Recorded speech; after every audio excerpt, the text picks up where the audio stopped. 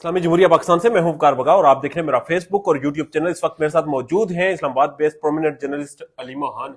अलीमा, बहुत शुक्रिया आपके कीमती वक्त का। आप ख्वातीन के मसाइल को, ख्वातीन को सोसाइटी में दरपेश जो इश्यूज हैं उन्हें बड़े अच्छे तरीके से रिपोर्ट करती हैं, उन्हें एनालाइज करती हैं और उन्हें बखूबी जानती हैं। ख्वातीन को आजकल के दौर में जो चैलेंजेस का सामना है उन्हें भी आप देखती हैं और आप फील्ड में रहती हैं, आप वर्किंग वूमेन हैं।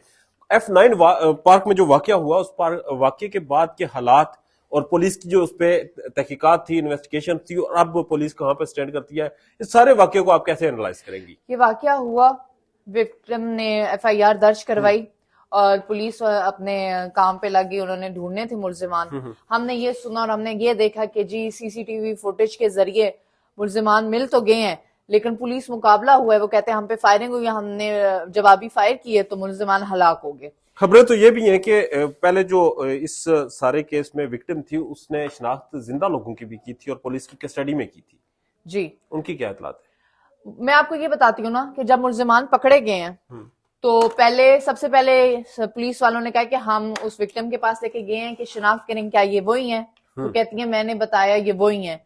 अब इसमें पुलिस वाले ये भी कह रहे हैं कि जब हमने उनको हलाक कर दिया हम दोबारा लेके गए हैं, क्या ये वही हैं? तो वो कहती है जी ये वही। और फिर सुनने में आया कि लड़की डिप्रेशन में चली गई कि पहले उन्होंने पार्क में मेरे साथ जिन लोगों ने ज्यादती की वो अब वो हलाक हो चुके हैं। तो इस केस में बहुत ट्विस्ट और टर्न्स हैं। मतलब ये समझ नहीं आ रही कि हम किस बात पे यकीन करें।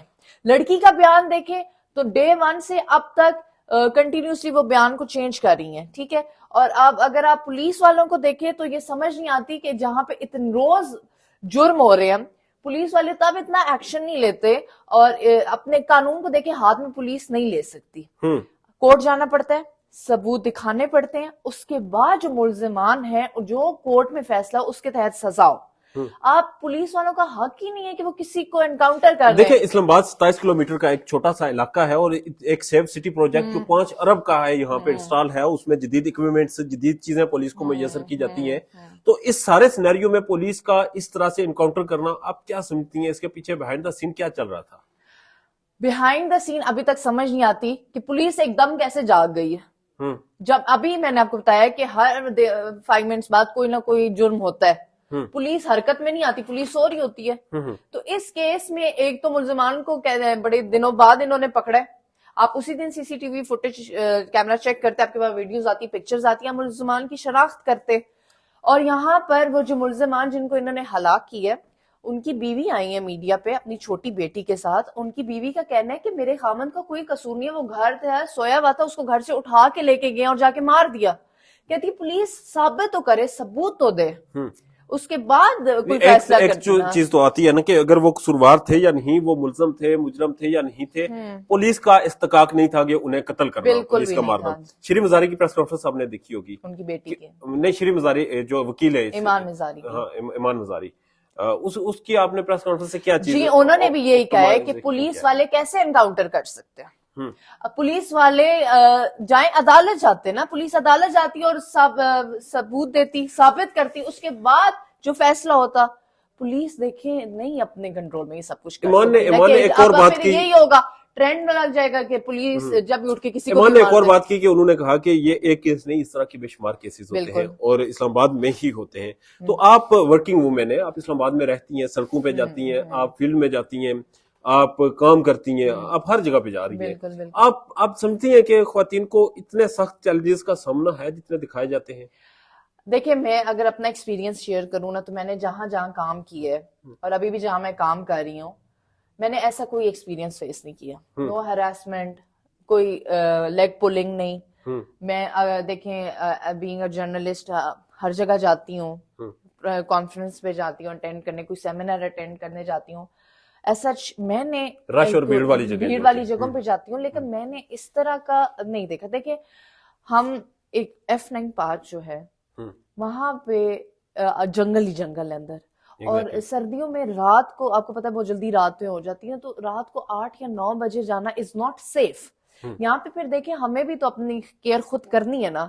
अब मैं कहूँ, मैंने आधी आधी रातों को इस जंगलों से कहना चाह रही है कि रियासत पे इतना डिपेंड ना करे। बिल्कुल, جو ریاست آپ کو یہ کہتی ہے کہ میں معاون، میں حفاظت کروں گی، میں آپ کو اپنا دوں گی اور میں آپ کی سیکورٹی مہیا کروں گی، آپ کو سیفٹی کروں نہیں، گی. آپ نے اپنی حفاظت خود کرنی ہے. میں جب دیکھیں وکٹم ہے، یہ کسی کے ساتھ اللہ نہ کرے ہو، لیکن آپ نے اپنی حفاظت خود کرنی ہے. آپ ان جگہوں پہ نہ جائیں.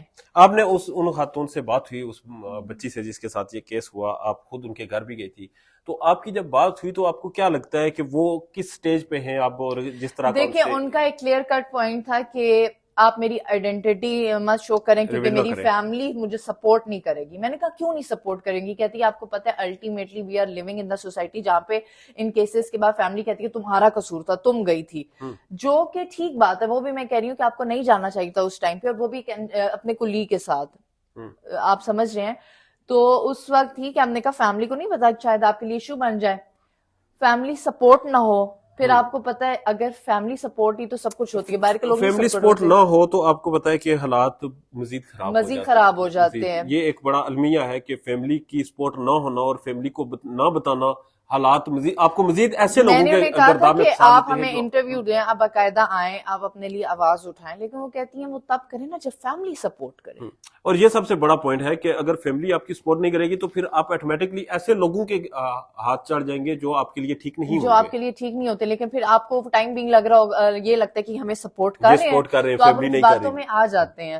تو یہاں پہ میں یہ کہنا چاہوں گی کہ اگر خدا نہ خواستہ اس طرح کا کوئی مس ہیپ ہو جاتا ہے تو فیملی کو سپورٹ کرنا چاہیے کہ جا کے جلد سے جلد اس کیس کو نپٹایا لیا جا سکے. اور بچیوں کے لیے بھی ایک امید ہو کہ اگر ان سے کوئی غلطی ہو جاتی ہے یا کوئی معاملات ہوتے ہیں تو ان کی فیملی ان کے پیچھے کھڑی ہے، اسٹینڈ کرتی ہے. بہرحال ایک پازیٹیو پوائنٹ تو یہ تھا کہ اس بچی کی فیملی بھی اسے سپورٹ نہیں کر رہی، مگر پھر بھی اس نے سٹینڈ لیا. اور پھر ایمان مزاری ان کا کیس انہوں نے ہینڈل کر بالکل. لیا. ایمان مزاری کو میں بہت زیادہ اپریشیٹ کروں گی کہ شی اسٹینڈ فار ہر. لیکن یہاں پہ پھر ایک وہی بات آ جاتی ہے کہ اگر ملزمان کی شناخت ہوگی تھی تو عدالت میں جاتے، ثبوت پیش کرتے اور سزا ملتی. کہا تو یہ بھی جا رہا ہے کہ وہ ملزمان دیگر کچھ جرائم میں ملوث تھے. جی پولیس نے کہا کہ شناخت ہوئی تو وہ دیگر ڈکیتیوں میں ملوث تھے، انہوں نے پہلے بھی اسی طرح کے جرم کیے ہیں.